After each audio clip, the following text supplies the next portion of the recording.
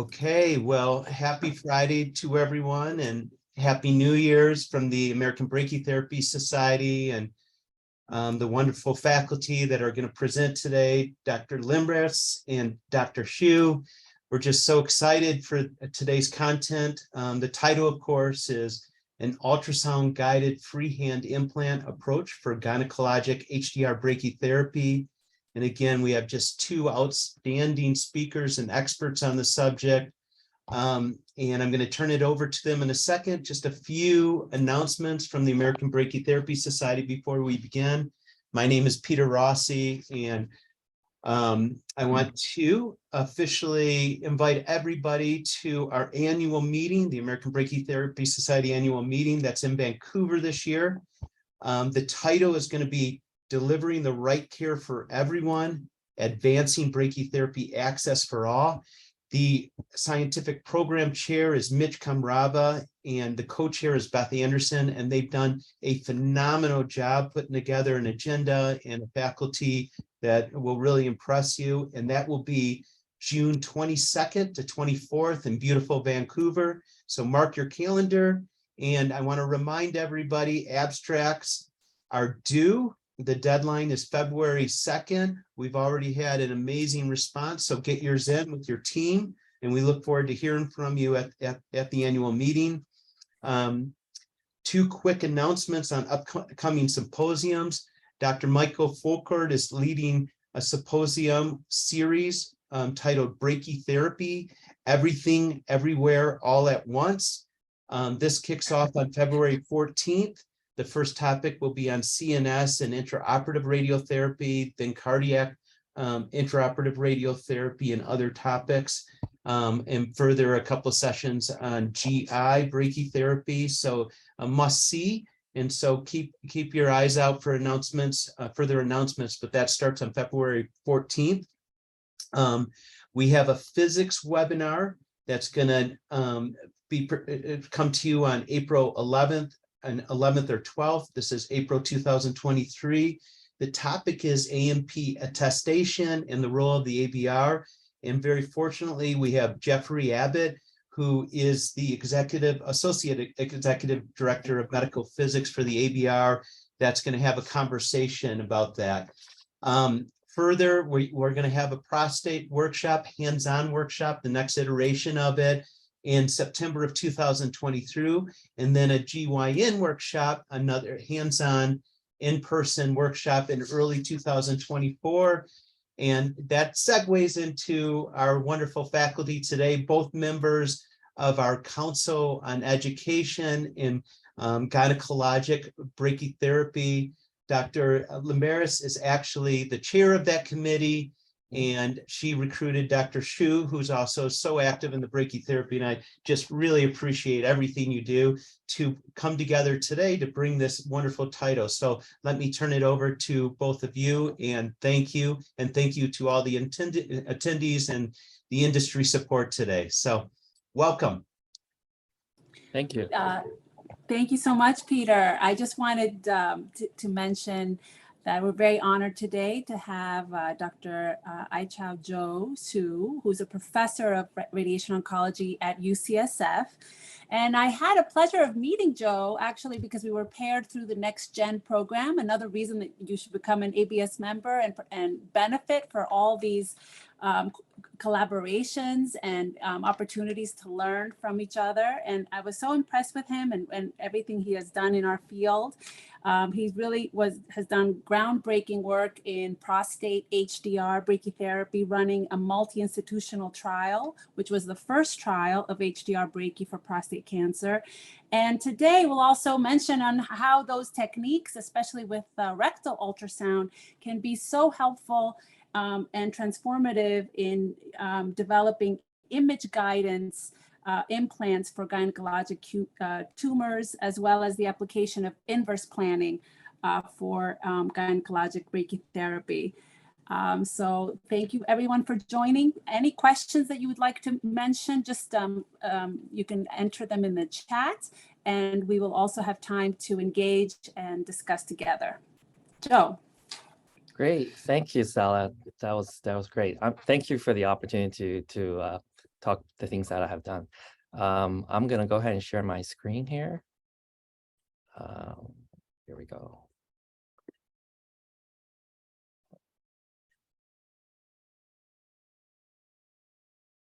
Okay. Okay. So I hope everybody can see the slides. Yeah, no problem. Okay, good. So so we've been talking about image guided brachytherapy. It's been the favorite topics, the most important topic in the last few years.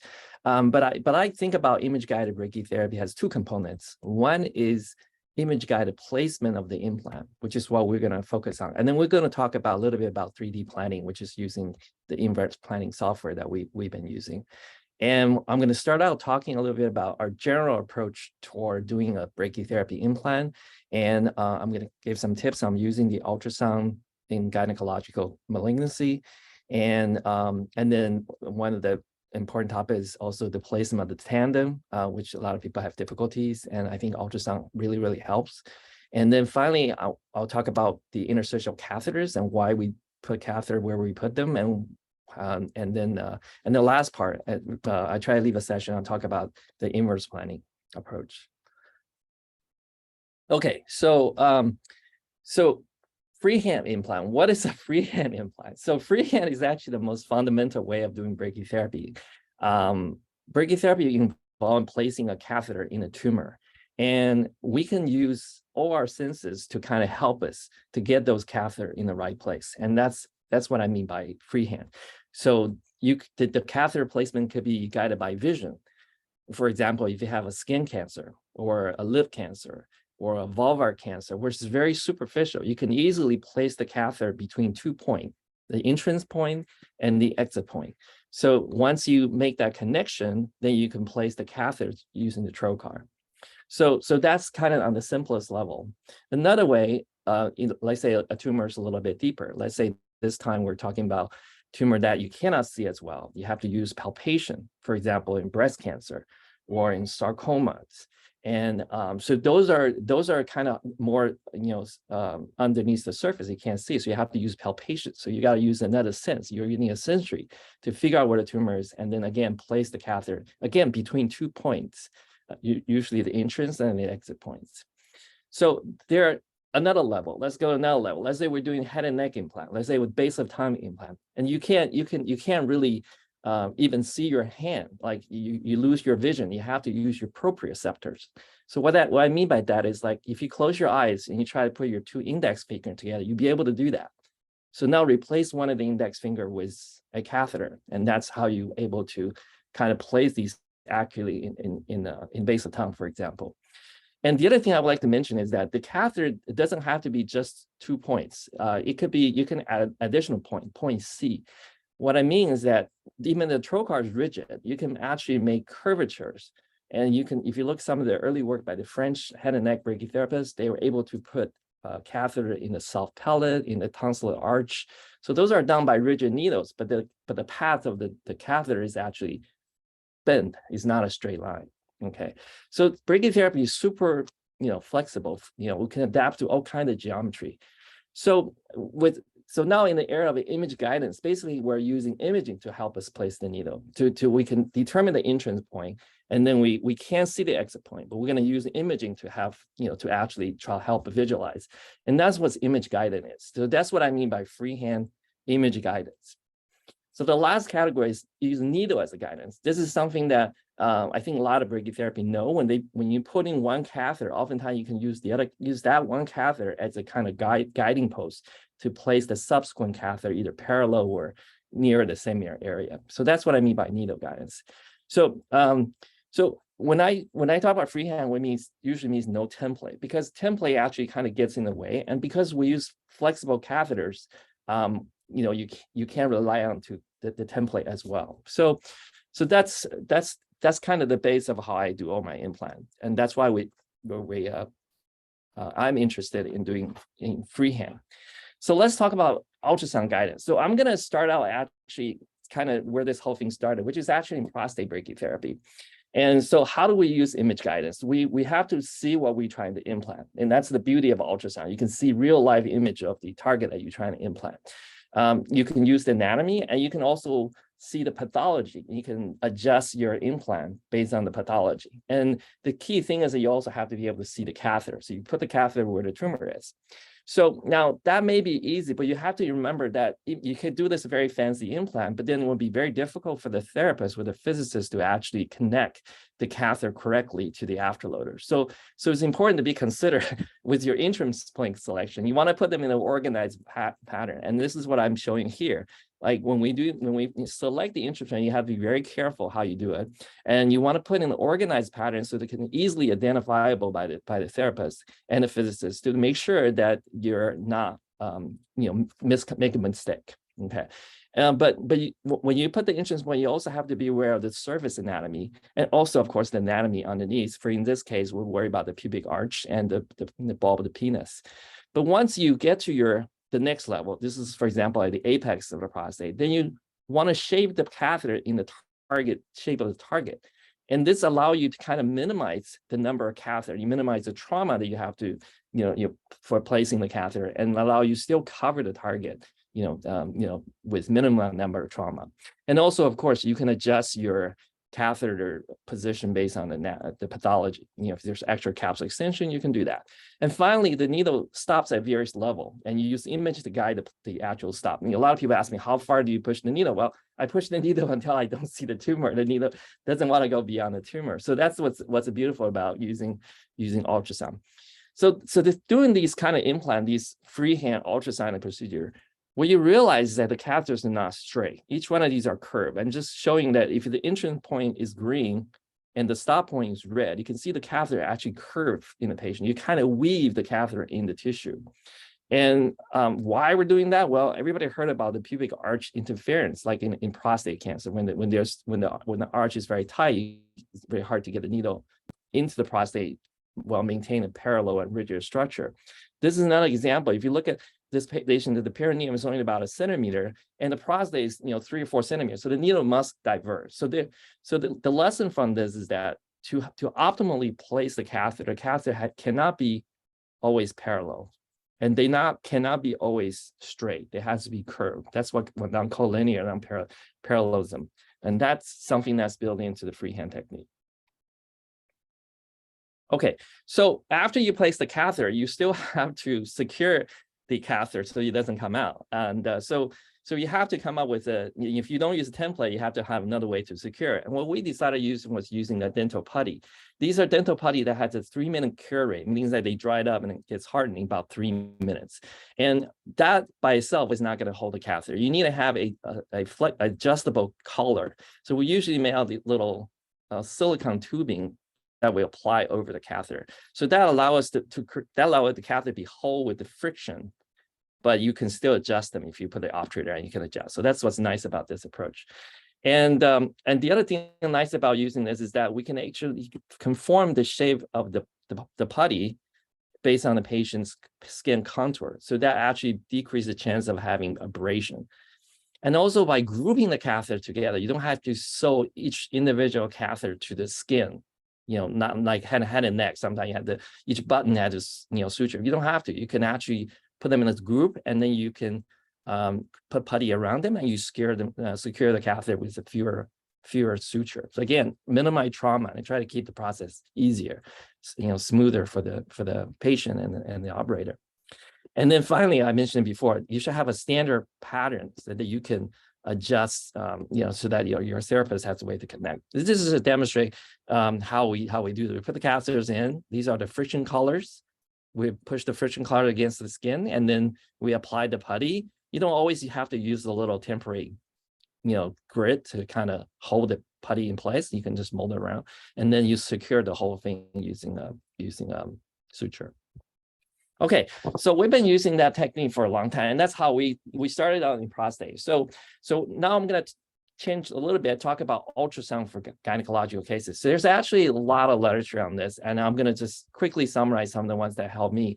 For example, initially ultrasound was used mostly trans-abdominal ultrasound, and then later there literature showing using trans-rectal ultrasound. And then this particular paper by Dr. Richard Stock is a prostate brachytherapist, which is kind of put the two things together, ultrasound with with a template. And this paper really inspired me to pursue this approach. So, and this is some more recent paper that demonstrate that ultrasound actually can work just as well, if not better, than ultrasound imaging determine the tumor volume. So with an educating eye, eyes, you can really see the tumor well with ultrasound, and you can really that really help in placing your diagnosis, making diagnosis or placing your implant. And finally, this particular study shows that using ultrasound, you actually decrease the risk of uterine perforation, and it goes from 10% risk to like 1% risk. So it's a very nice review. So I recommend you look it up, the article, and take a look at it. So, okay, I'm going to describe how we use our ultrasound in detail. So first thing is you have the right equipment. And the gynecological ultrasound is a little bit different than prostate. So most of the time, this is the probe that we use for prostate. And the probe, this is through many iteration, many selection. We used to have a Siemens probe, which does both. But now we had to go to these newer probe, which they're solid state, and they don't, the old probes just, they don't make it anymore.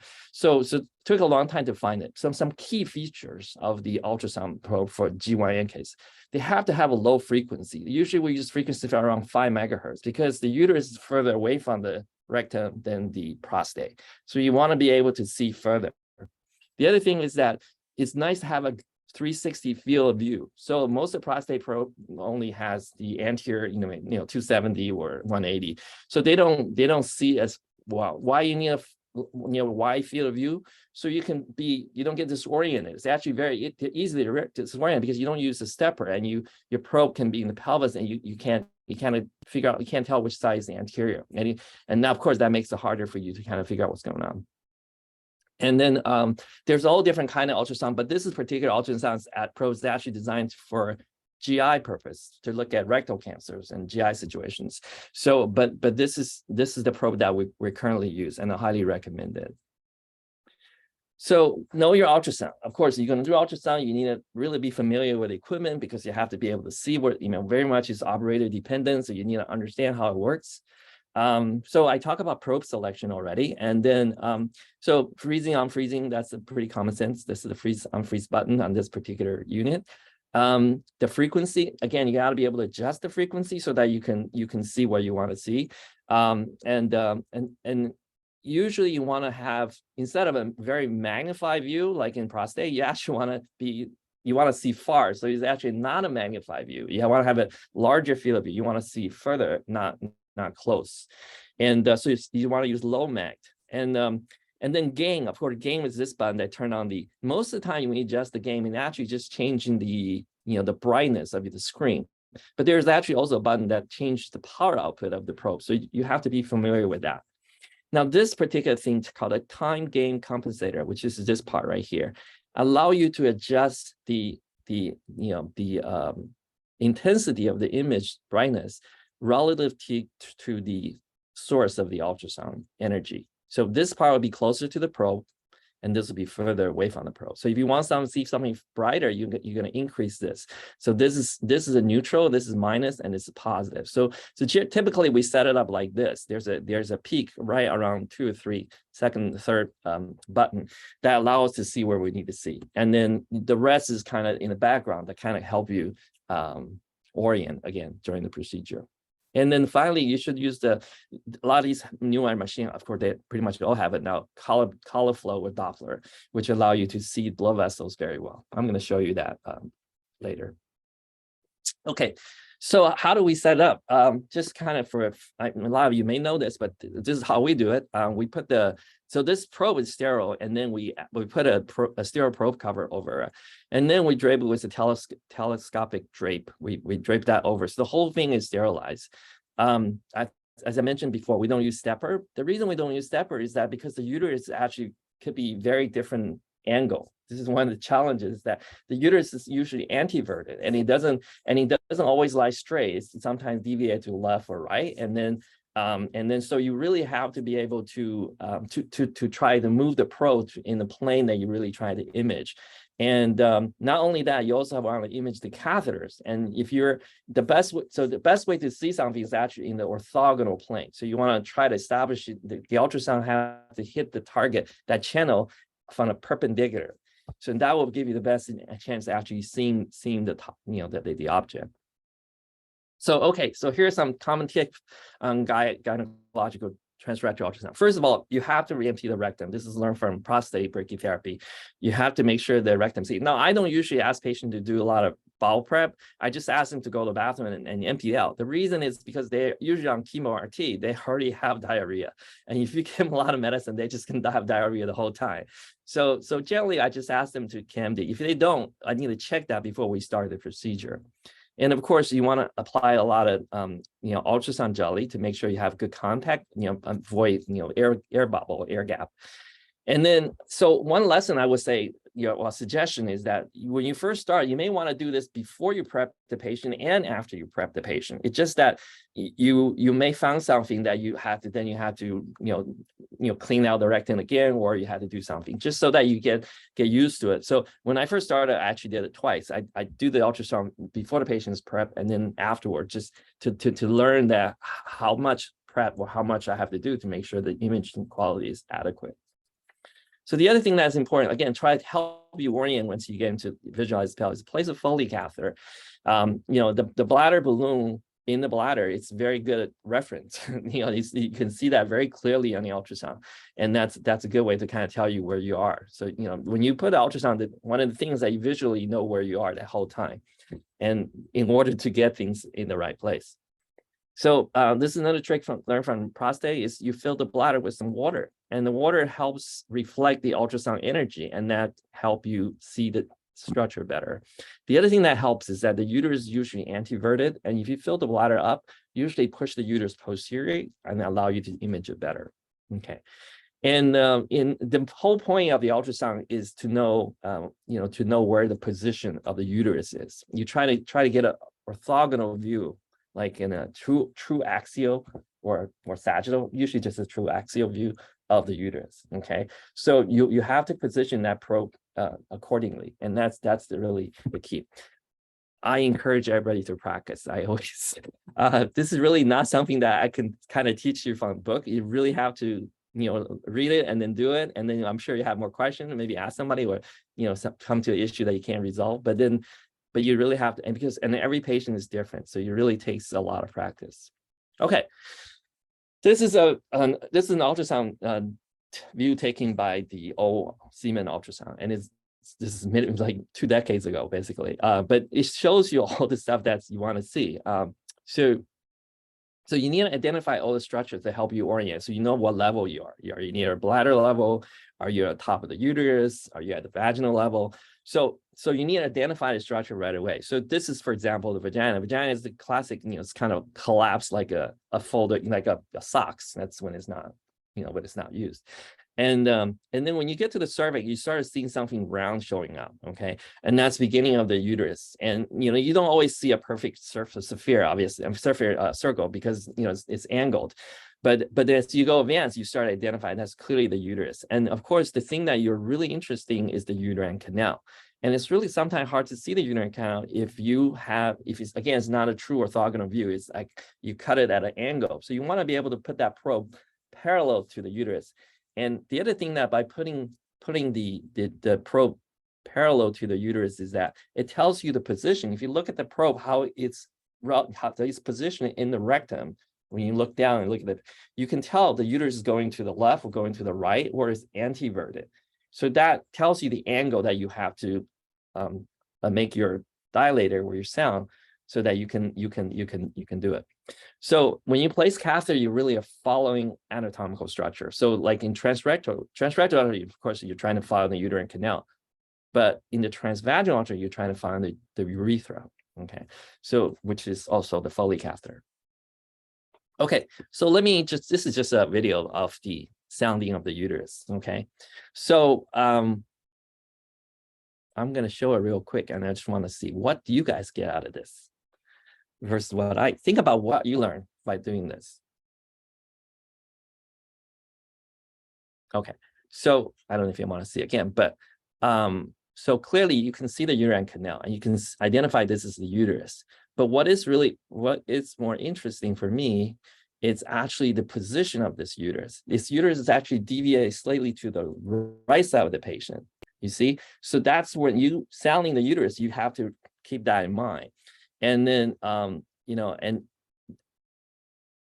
the other thing is, couple tricks is that you need to put the ultrasound steady and wait for the catheter to come into the plane of the ultrasound imaging. A lot of time I see when I train people doing that, they tend to move the ultrasound looking for the tip of the dilator, but it's actually the opposite. You want to park your dilator, you want to park your ultrasound at the cervix. You identify that's the cervix and you wait for the dilator to show up. Once you see it, and then you follow the dilator into or the sound into the uterine canal. Okay. So, and when you are aiming the dilator, you also, again, you use the information you learn from the ultrasound image, like what angle it is, which direction. Those are the things that's going to help you. And, you know, and it's very important to, the other thing that I want to mention is that it's really important to identify all the structures. You should not see things that you don't know what it is. It's you know, you make sure it is definitely the uterus. Like yesterday, we had an interesting situation and there was a patient with like a cyst. But yeah, so, but having ultrasound really save you. I mean, I know a lot of you can probably do sounding without ultrasound, but practicing with ultrasound will take your skill to another level. You'll be able to sound just about anything.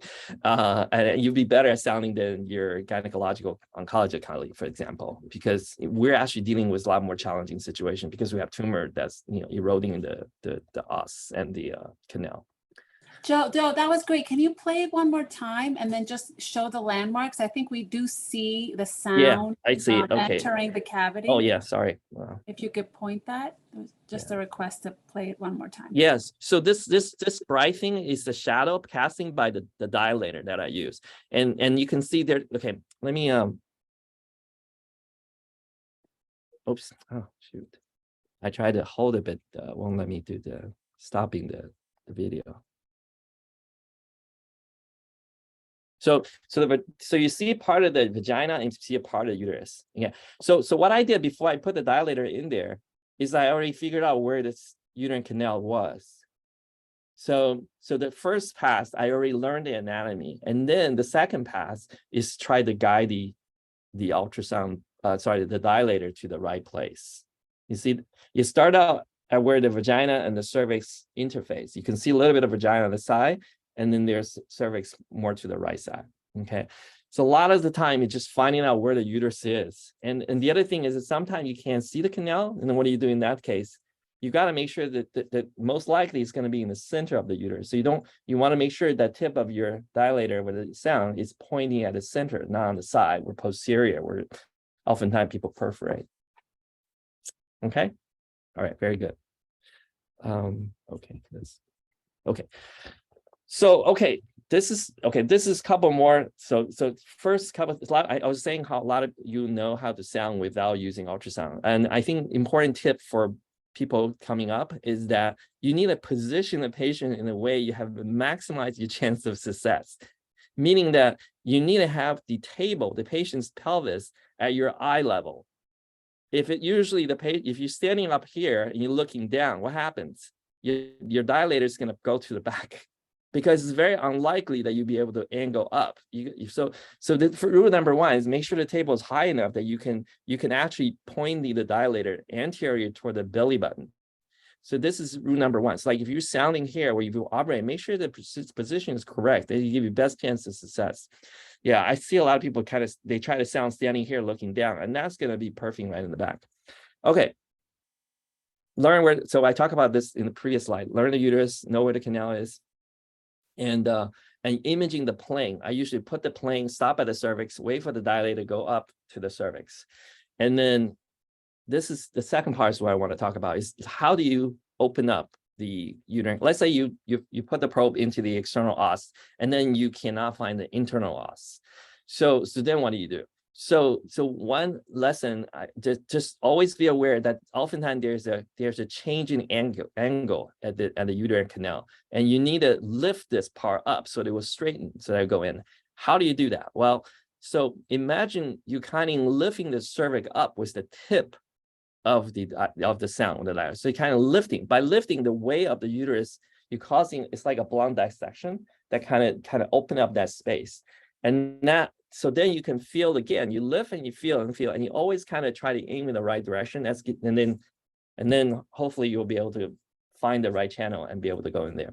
I always try to tell my residents not to do a lot of in and out poking. It's just generally you feel, if there's a pass, you go. And you try to, I mean, you do have to use a little bit of force sometimes, but it's mostly image guided. So I use for how much pressure I can apply, basically is how sure I am about the direction of the canal. Okay. So anyway, when you can't see this, you try to use the center and you use that lifting, dissecting technique, and then slowly advance. So basically, you should be able to sound any situation, you know, it was once you master this ultrasound-guided technique. Okay. Okay. Yes. We have a quick question to Joe on if the uterus is more anteverted, are there other tricks? And I was wondering if you also would use a tenaculum to try to angle. Yeah, so I don't use the tenaculum because I like to, so what I use is, if you want, I'll try to straighten this angle by applying pressure with the ultrasound probe directly in this area to kind of help, again, straighten it, you know, so that you have a better chance of getting to that area. Oh, you mean you're with going to the see probe, with the ultrasound? Yeah, the ultrasound probe. Yeah, the Oh, ultrasound probe. okay. So you can use the ultrasound probe to apply pressure. You can use the dilator with the sound to kind of lift the anterior wall of the cervix to kind of help create that space. And yeah, so yeah, and then if you put a, so let's say if you grab with spec, you won't be able to see it with the ultrasound because there's be a lot of artifact. So I rather kind of just try to see where it's going. That's, for me, it's the most important. It's the image guidance. That's where I think it's really going to give you best chance instead of a kind of, you know, grabbing it, because, and also it can cause a lot more, you know, trauma again, which can make a mess. So, okay. And I do these in the OR. So I think I used to do these in clinic. I think in the clinic it's even more challenging because the patient's under sedation and it's not always easy to kind of put the tenaculum on the patient. Okay, so now that I talk about sounding the uterus, and let's talk about interstitials. So first thing is, let's say you can put the catheter anywhere you want. Where are we going to put it? So what would be the smart thing to do? So okay, so when I started, there was two systems: the SIA template and there's intracavitary system. This is a study that we did when I first started looking at. All I did was to superimpose the two dosimetry plan on each top of each other. But what we found is very simple. If you look at, so this is supposed to simulate the position where the cervix is. So we look at dosimetry in this volume. So what we found was that there was a lot more hotspots in the traditional intracavitary system. And then there was a big central hotspot. And then where the interstitial, where its benefit is that it covers this areas, where like the parametric extension. So this is kind of the philosophy where our philosophy started it. Basically, we were trying to adapt the best of both systems. Having a hot central spot is not a bad thing, because you know these tumors, they're centrally necrotic. They may be hypoxic cells that are resistant. So high dose there is not necessarily a bad thing.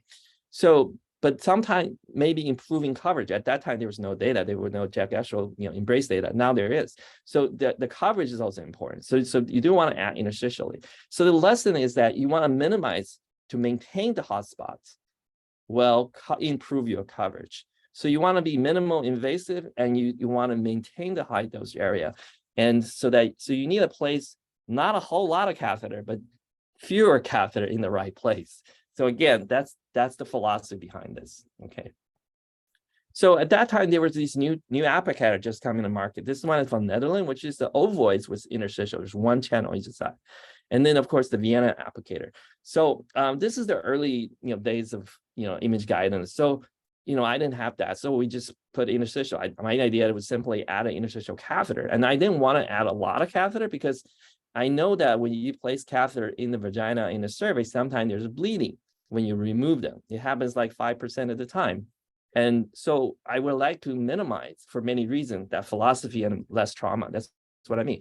So this is basically our system. We put the tandems in, we place 2 catheters on either side of the tandem using ultrasound guidance. We use that, and then we put the intracavitary applicator, either the ring applicator. I like the ring because there's a ring, there's a hole in the middle where the catheter can go. That's why I do it. Or you can use a cylinder, a vaginal cylinder. This is just the operator from the I-Chow template. And that should, but it's the same idea. It's always tandem plus 2 interstitials, okay? And so we kind of come to a realization, and by 2004, basically all the implants were done with at least 2 interstitial catheters. Okay, so that's how we do it. These are the material that we use. We use the ring, cylinder, off-the-market product. I like this disposable tandem. This is from the old I-Chow template. And you can bend the tubing to whatever angle you like. So I kind of like it, but I'm working on finding even a better solution, but I do think it works fine. And we use these flexible catheter, and they have a little friction collar here that we asked them to make for us. And then we use the dental putty, and this is the ultrasound, which I showed you earlier. Now, this is the dental putty that you may have seen in other publication that we made, but this is the new version that just came out like 2 years ago, and it's the same material that it's a dental putty that cures in like about 3 minutes. And I have seen other people. I'm not the only one using putty. I found other friends that also use this technique. So I'm not alone. So I'm very happy to found those acquaintances. So I have a naming system for my catheters. So it's just kind of way we communicate between me, the resident, the physicist, and the dosimeter, the therapist. So the inside 2 catheters. This is really the fundamental way we do it. So always that 2 interstitial, which is placed inside the vagina. So that's why we call it inside the vagina, inside 2. So you can see there the red one, and this is when you put a cylinder inside. And then the cylinder also has some intracavitary catheter. We call the inside 4. So these are the anterior and posterior catheter that sits around the surface of the cylinder. And with these 2 intracavitaries, and we basically cover just about any situation that comes up. And then there's 2 other catheters, which I'm gonna, there's another catheter I wanna mention in this talk is the periurethral catheter, which is this one that we use transvaginal ultrasound to place that's parallel to the urethra. These are very handy. I will get to it a little bit more. And these other ones, the perivaginal, the perimetral catheters, generally you put them in, but you use the image guide, again, use ultrasound guidance, but you try not to go through and through the vagina. Vagina, I think of it as kind of like a lip. So you wanna go lateral to it when you put this entrance points there. Okay, so that's just a little thing. The rectal vaginal catheters are the most challenging. I would be very, very, very careful because sometimes there's very little space here. So you really want to use ultrasound guidance to do that. Do not do that blindly. Okay, this is again the system. I kind of going this over and over, but this is the image of what it looks like. So this is a dilator, and there's 2 interstitial on the cervix. This is looking to the speculum. So just to show you that I know people who put these 2 catheters in directly visually, not using ultrasound, but I found it just as easy to use the ultrasound. This is trans-rectal ultrasound showing the catheter tandem and just how they sit. And then we use the dental putty, like we do with the prostate, to secure it. And we kind of mold it against the applicator so that it holds together. And this is the CT image of the implant. You can see the tandem and the 2 catheters. And this is a 3D reconstruction showing, again, you see how I try to keep the catheter, this is an old picture, but you try to keep the tandem kind of parallel to the tandem, but they're actually kind of go a little posterior. It's not a bad, because usually the dose is too high in the front, and you can't cover laterally without overdosing the anterior. So it's not terrible, but the goal is actually try to keep it parallel. Okay, so that's how the system works. And this combination, okay, this is the image, again, showing to the structure, again, this that you follow on the ultrasound is the uterine canal. So this is the image of how to place one of these, what I call inside 2 catheters. I believe that was actually a resident doing this, so I was taking the picture. So, okay, so you don't want to put these 2 lateral. You don't want to go outside the uterus. You want to keep relatively central. Remember, you want to keep that central, high dose area. And the consequence of having these 2 catheters, which I'm going to show you next, But this is basically, you see how the needle has to be angled to anterior to be able to kind of stay parallel. And you don't have to go all the way to fundus. You really just have to cover whatever you think that the tumor goes. Like so your pre-treatment MRI shows you, goes up to the internal os, and then you just need to go to that part. And you don't really need to, but having these, catheter there, give you more dwell position that you can use as a part of your optimization routine to allow you to decrease the dose of bladder. Okay. So I hope that's pretty good. Let's just go. So this is a study we did in 2013 just to show that what happens if you look at the high dose area, the 150, it's actually this is 100. So 100, how is it going around the pink, which is the target volume? By having these two catheters, we did the planning with or without the two catheter. What it shows is that the coverage was pretty close. There's only like maybe 20% of the patient benefit from the coverage improvement with the interstitial catheter.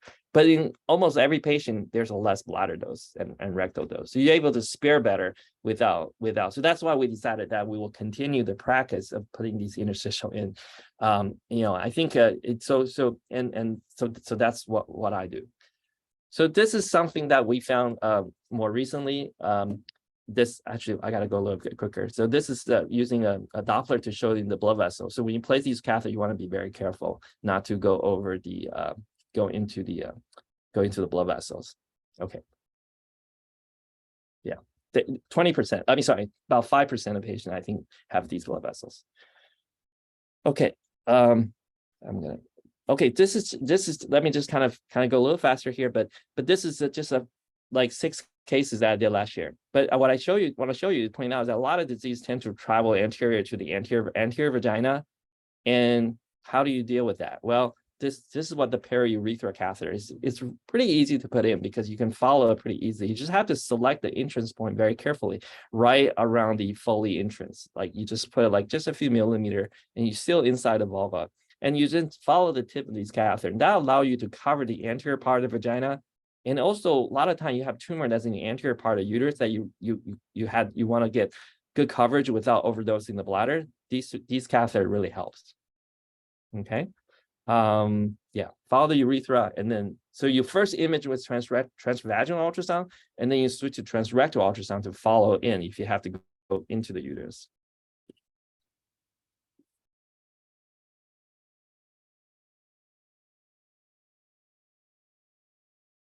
So as it goes further, it becomes back of the bladder. You see how there's tumor kind of in the back of the bladder. There's some dark area. So always place the catheter kind of closer to the vagina side than to the bladder side, because if you're too close to the bladder side, you will not be able to turn on the dwell time in these catheters. So you want to always kind of be away, a little bit away. Okay. So for more complex cases, like I showed you before, for example, you put the catheter based on what you see. So there's not a standard pattern. It's based on the tumor, and the depth is also based on the tumor. And then just to show you, these are the anti-periurethral catheter. This is the pelvic sidewall, where perimetrial catheters, and this is the rectal vaginal, which I do rarely, and that I actually have to do that. Okay. And this is some other application of the putty. Putty is super useful. You can use it to take an impression, and you can make custom mole applicator. You can use to hold the applicator by yourself without the intracavitary system. You can use to hold the intracavitary system, in this case, a ring. In this case, is a cylinder, how we put the dental putty around the applicator. And this, you can actually make custom applicator. If you ever saw, if you get a patient who had a lot of, vaginal disease, just couldn't fit anything in there, you can make a custom one for the patient. And this is very important because this actually shows you where the skin is. I actually use this as a contrast. It's like a solid contrast material to show you. First of all, if you fixate the mucosal applicator interface so that there's no more movement. So you minimize that. So you can make a custom like a contrast, like to kind of obturators kind of hold that. So because you really want to be careful when you treat down low when you near the vaginal introitus, to not overdose the skin. And that's how we draw this as organ at risk, and we protect the surface dose of that particular region of interest. Okay, sorry. All right, so okay, I'm going to talk about planning. I'm going back to this paper again. So having intracavitary and interstitial system is only half the picture. Having the hybrid. The other half is about the planning, is how you actually be able to utilize. You want to be able to tell you want to be able to take advantage of the intracavitary system, which has hotspots inside the intracavitary applicator. And then there's the interstitial, which you don't want to have hotspots in it. So you want to be able to take advantage of that. So you actually have a planning system that be able to kind of dealing with that. That it's a whole separate story. Okay, so I want to give you a little history about our image-guided planning using IPSA, Inverse Planning Simulated Annealing. It was originally written by Dr. John Pulio, and Etienne Lessard at UCSF. So I was the first person. I was involved in the development. I was the first user. And once I realized how it works, I love it. And I've been using the solution from the plan ever since since 2000. And it was commercially released by Neutron in 2005. It's the license of the software is actually to the UC region. We have published a lot of our clinical results. So basically, it's an optimization is kind of using simulating is kind of like a random, like a trial and error, but it goes through thousands of iterations until you find the best result that conform to your objective, your planning objective. And the one thing about the inverse planning is that the dwell time could be extremely optimized, meaning that they're not just like on or off, they're much greater variation. That will make sense if you think about it, that the dwell time should be very unique from patient to patient. And so that's what it does. So some people get kind of scared when they see this, but you should not be, because you're going to look at the dose. Okay. How does it work? Okay, you contour the structure like I mentioned, and then you control each object, each region of interest. You can label that three things: either target, reference target. You gotta have one reference target. Usually that's the main target. And then you can have a secondary target with third target, whatever you want. But then you have organ at risk. So each target has surface dose. So what happened in the optimization program is put those points around in and out of these region of interest. And then it will try to get those dose points to the dose that you want based on what this objective. The objective just shows you, the objective breaks those points into surface dose point, which is along the contour surface, and volume, which is around the catheter. So that the volume one controls the heterogeneity, the surface one controls the conformality of the how the optimization solution is. And then you can put the relative importance of each one. That's how you put, sometimes you want to bladder may be more important, where the rectum bladder, and were they all important? Sometimes you say the heterogeneity may be important, so you will increase this penalty. So this maximum mean, and the penalty goes up once it goes outside the range, outside this range, and then there will be a penalty, and then there becomes a less desirable solution, and those are not going to be presented. So it's going to try to find the best one. Some important caveat how it works. First of all, when IPSA when it runs, first of all, it deactivates all the dwell position that's outside the target volume. Okay, very important. So it's not going to have a dwell position in the bladder, something organ at risk. But there may be catheter on the way to the bladder, but it only in the target. So when I was doing planning, I would say first thing I do when I do the planning is turn off all the dwell position outside my target volume. Okay, so that's what IPSA does automatically, and that sometimes confuses people because they try to treat outside the target with dwell position. Okay, how to use. Also, this is something that may be improved in the future, but regional interest cannot be overlapped. So generally, you start with what's called a class solution. Like this is our class solution. So we start that. Most of the time, you're going to get a pretty good results, and then you can re-optimize based on this kind of flow chart. This is kind of how I do it when the coverage is high. So these are kind of things. So pretty straightforward. You just have to start out with a class solution to kind of learn how to adjust each, the objective.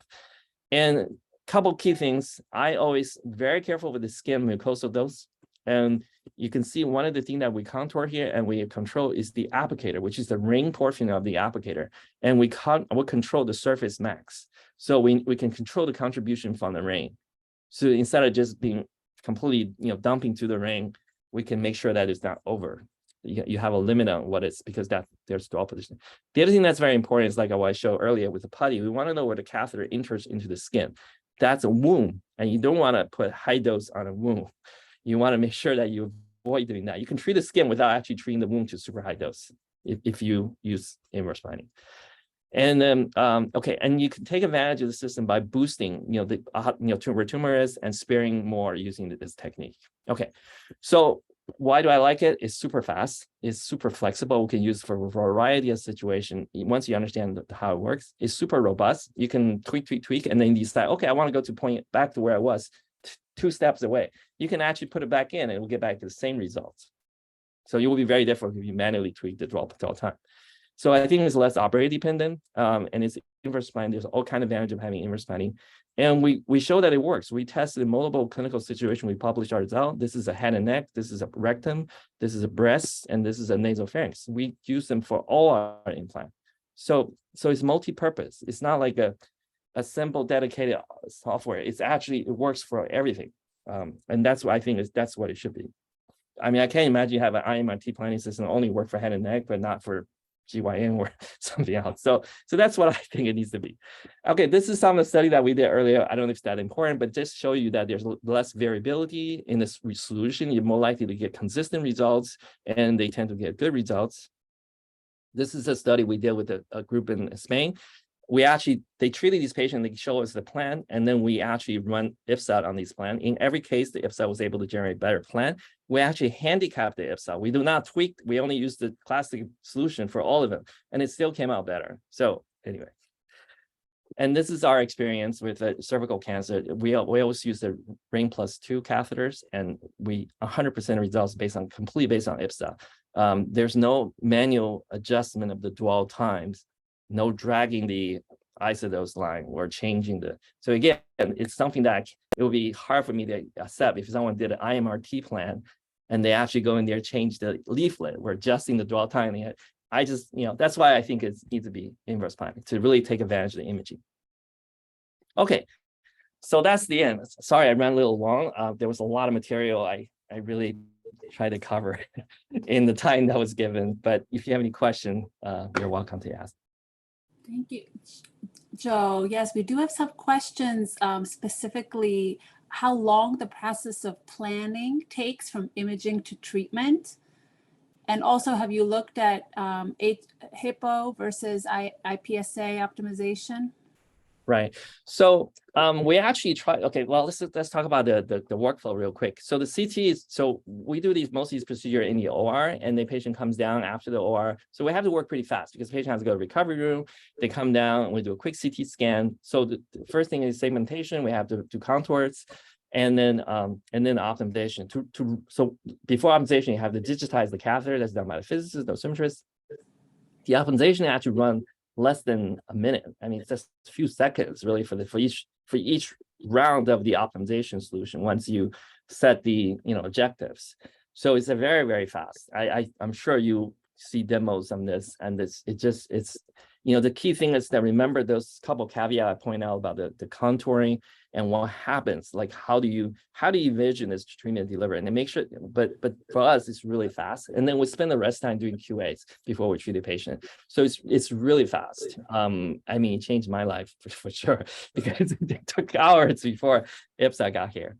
Okay, the other thing is, have we compared? So people have tried to compare. So we actually try to use so IPSA is just the engine that drives the optimization. So there are many other ways to do the optimization. Some are, the genetic algorithm. There's attraction repulsion. There's a lot of different algorithms that can actually try to find a solution.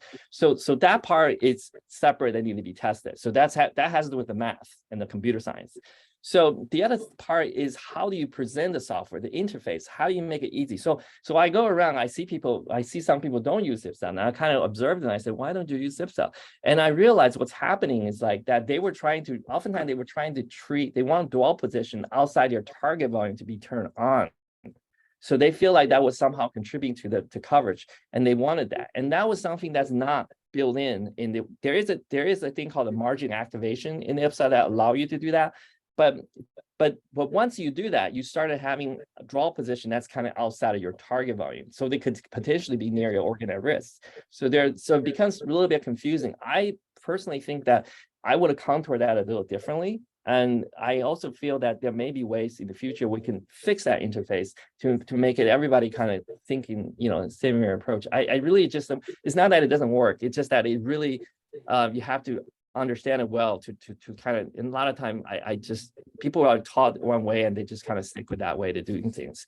But what I really think that you should think about is how flexible, how you can use to do all kinds of situations. And then I'm not going to comment on specific software, but I don't think IPSA, well, I personally absolutely don't see any evidence IPSA is inferior to any kind of software. As a matter of fact, I think there's many people who have used it that have, been, big fans of it. So, and, the clinical results are not just from us. There are other, I'm the number one test subject. Obviously, I'm a little bit biased, but I think we've been using this for 20 years. So I think if it was not good, I think I would abandon a long time ago. Joe, could you show, I think you had a slide on how you control hotspots and how are you putting in, in the. So let me go back to show you the objective. This is how we control the hotspots. So this is part. So the hotspots are only going to exist in the target, right? Because that's the only place where you're going to have a real hotspot, because that's where the actual draw positions are. Okay. So this number, oh gosh, I should go over this. So there's range, it can be any dose, of course. Generally we set it, this is just a default. This is the 100%, this is the 100%, and this is 200% for GYN, and it's 150% for prostate, because there's more catheter in prostate and we don't like hotspots in the prostate. So that's one way. If you look at our class solution for the prostate and GYN, what's the difference? Oops. So it's actually very sensitive to the hotspot. So you actually have to keep the penalty relatively low because there's a lot of hotspot in typical intracavitary system. So this is how we control the hotspot. And these are, so all the other things are organ at risk, and they're those, they're relatively significant. It's a little bit higher than this, but the other thing is the surface of the applicator. Again, we control how hot it gets on the surface of the intracavitary applicator by using this. This is 200%, and this is, usually this is between 5 and 10. And this numbers could be anything. I mean, there could be one day you may have a very difficult situation that you may have this as 100, and then this number can go from 0 to 200. So this number, this weighting number for all the columns, it goes from 0 to 200. That's what I mean by here. And so we usually put it 100. So something can go over 100, or you can change. Let's say if you want to protect the rectum to be a number one priority, then you can change this to 100 and lower this to 90. So that will. And your vaginal constraint, you're controlling through the ring because you've defined the ring. Exactly. So this extra contour is the applicator, is the ring part of the applicator. Yes. Okay, we have another question. What type of anesthesia is used for the procedures, and can it be done with cervical block? Yes, matter of fact, I personally don't use cervical block because I do most of these cases in the OR. So my patient actually have an epidural because they stay over. I do 700 times 4, and I do 2 implants. So each time they have a procedure and they stay overnight. So I put in an epidural. That's how I do it. I mean, you definitely can do it for outpatient insertion. You can do it under, spinal, epidural, general with PCA. You can do some local, but I think local may not be enough. I don't have enough experience. You can do a pudendal block. You can do a cervical block. You can do all that. And you can even use topical. So but I personally use mostly just epidural or general with PCA, and that's usually what I do. And if we could just again review in the placement of the needles, any advice if the cervical os is obliterated or the landmarks, or So the placing, or paracervically, I guess there's some clarification. So I think again, let's go back to kind of the beginning. There's 2 points. There's the entrance points, and there where you want the needle to be. So you're going to start with a point where you're going to reference. How do you reference? You look at where the tandem is. So tandem tells you where the needle trajectory is going to be, right? You got a tandem in there, and then the needle is going to be relatively parallel to the tandem, and maybe goes up because the uterus is antiverted. So if you really implant high, then you're going to have to angle up at the end.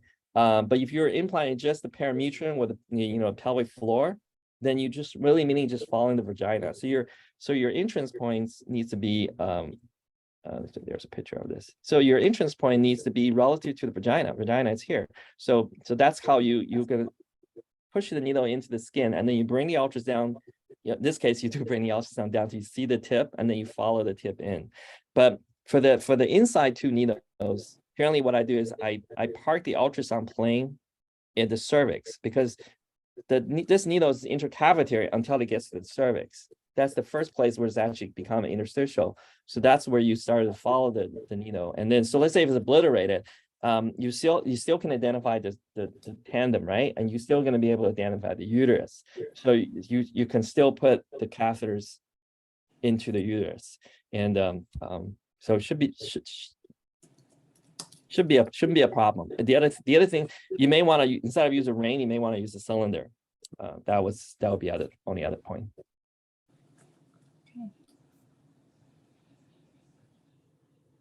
Anything else? I just want to tell all our participants that this webinar is recorded and it will be also available on the YouTube channel. So you can reference any of the slides, and access them through the ABS YouTube channel. Yeah. So my recommendation for people is actually start with ultrasounding for the tandem placement. Once you get the tandem placement down very well, and especially if you do like other type of implant with image guiding like prostate, you get used to it. That's what we do in prostate, just always use the image guiding the catheter placement.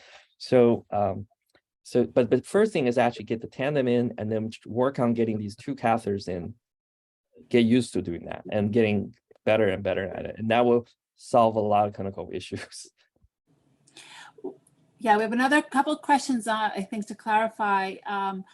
How much weight do you give in terms of the dose of tandem and ring versus the needles, or are you allowing IPSA come up with inverse planning to plan, inverse all, or are you delineating some ratio of dose between the intracavitary and the interstitial? So the 100% ISO line should go inside the target volume, right? So regardless what it, so that really is what that, let me see if I can show you that. Let me just see if that slide. Let me see if I can show you a picture of the, so what happened is that the way we control is actually how relatively weighted. So the 100% has to go around. So there's a hotspot in here, okay? I don't really try to control. So let's say you've had a big tumor. So this is very classic. Let's say your target is huge. That volume is going to be different than a target that's small, right? So it's not the actual number. It's because that changed with the size of your target, the hotspot, right? So what IPSA is doing is try to minimize that, whatever it is that you need to cover the target. Okay, so I don't control the ratio because what I want to see is actually the dose. I want to see the dose conform to the target, and I want the hotspot to be as low as possible while still doing that. That's what the objective is telling you to do. Okay, and this, of course, it depends. Your target volume. We do this in prostate. Some prostate are very tiny, some prostate are very big. If you look at like an absolute value, that's not gonna work. Yeah, I hope that answered that correctly. And clearly, yeah.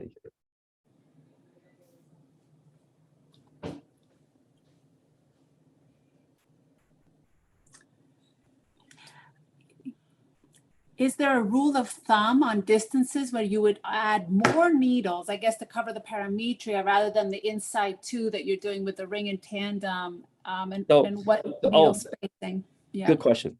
So you always have to have the inside two, because what happened is it's like I was called a foundational, meaning that it links between the tandem dose and your outside catheters. So if you don't put catheter, if you don't put at least one, I only need one if you do it correctly. But if you let's say you had put more, but you always need something there. Otherwise, this is more than a centimeter. So it would be very hard, even if this dwell position turned very hot, it will not be able to reach to kind of close the gap in dose. And so you need something in here in the periphery of away from the tandem that's kind of going to link up with the other catheter you need to cover the pelvic sidewall like this. Okay, so this, for example, this is kind of more challenging. You don't need a lot of catheter. You need to put the catheter in the right place. You can see that you don't really need a whole lot of catheter to cover. This tumor is actually very, very big, and it covers, it's greater circumferentially around the cervix, and then bilateral parametrial, probably sidewall extension, and then there's anterior vaginal extension. So this tumor is very big, and you don't need a whole lot of catheter to actually cover this target. So less catheter, but more precise.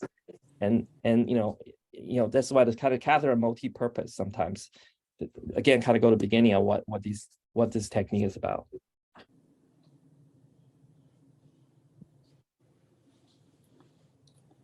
We have a question if transabdominal ultrasound would enable you Yeah. to So assist you with the transabdominal, freehand. when I started, I used transabdominal for like sounding the uterus, and there's a lot of literature on this. Actually people even try to use transabdominal ultrasound for planning, intracavitary system. So there's a group like in India and Thailand that have done a lot of work on this. Personally, being in the third world country, I have CT. I just do CT planning, and I found CT, or if you have MR, it's even better. You can. I think we're moving toward that direction. So what I use, transabdominal is used for that kind of for planning. Transabdominal. So the challenging transabdominal is that sometimes patient could be very thick, and they're anatomically challenging to imaging, the uterus.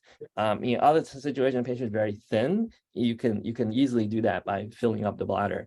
I like to see I think the ultrasound probe should be closer to the target you try imaging, either transvaginally or transrectally. Like that study I show about the MRI versus ultrasound.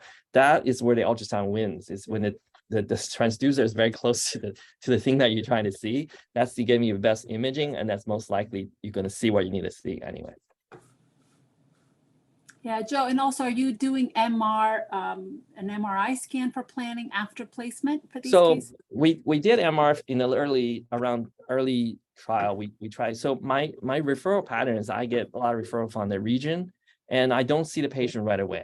Oftentimes I only see the patient when they come here just for the brachytherapy. So I asked, the best thing that helped me is the pre-treatment MR. And I found that's the most useful because it tells me where the tumor was by the time, I just kind of pay attention, make sure that that tumor needs. I also, when I do brachy, the philosophy is cover the gross residual disease. Of course, catheters say you also have to cover the cervix, but the idea is not for microscopic disease. The brachy, I don't give 85 gray to a microscopic disease. So I want to target just what's left that needs the high dose. And that's the long answer to the short question is I don't use MR every time. I use the pre-treatment MR. Most of the time my patient, I'm not going to be able to get an MRI. We do have an MRI in the future. We may do that, but I think in the short, it's just that it takes a long time to get the MR done, and we don't always have that time to do that. But you have the MR like right before the case. Yes, so we have no, not always, because again, it depends on if they can, a lot of time my referring doctor in the community, they will get an MRID and an MR, and that's great. But I don't say I won't do the brachy if you don't have the MR. Let's just put it out.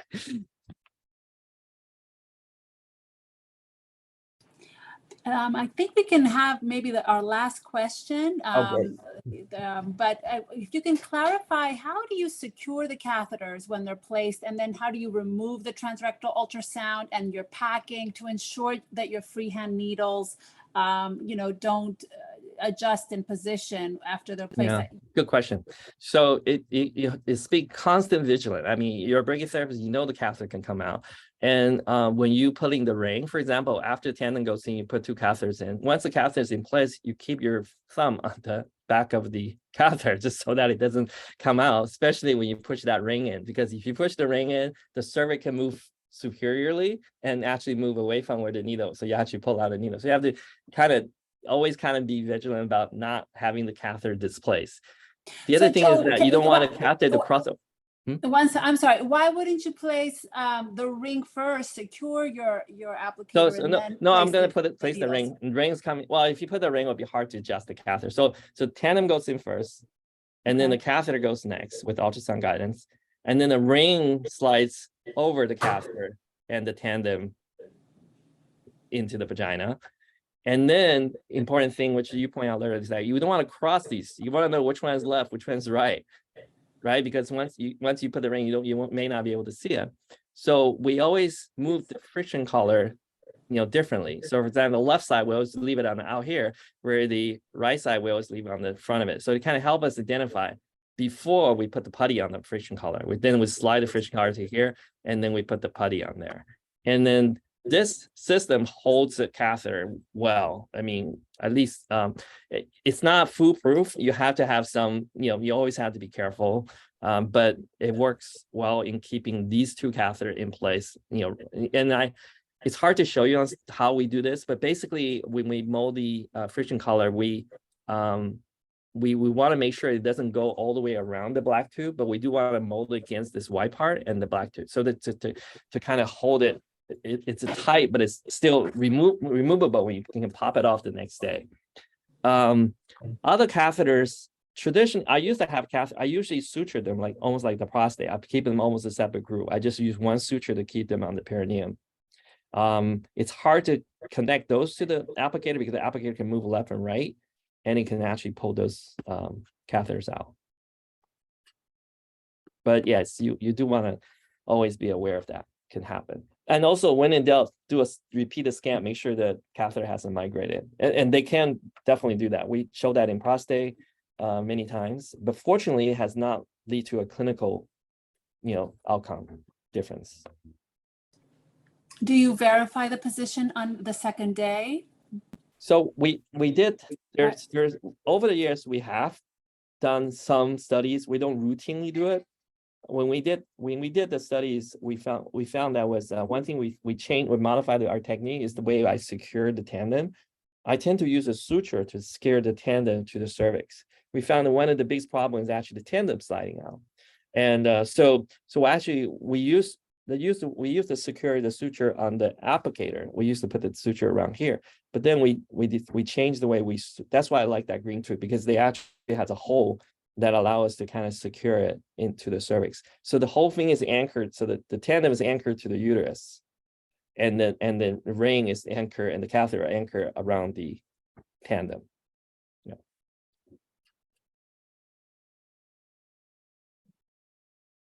Okay. Thank you, Joe. I think we went through most of the questions, and we'll also have access. Like I said, it will go live. Yes. Thank you, everyone, for participating, and we look forward to your participation and at ABS, and get your tickets to attend the meeting in Vancouver. I know everyone's working hard on their abstracts due next week. All right. Thank you very much. I'll see you guys in Vancouver. Okay. Have a good weekend, everybody. Bye-bye. Thanks. Bye-bye.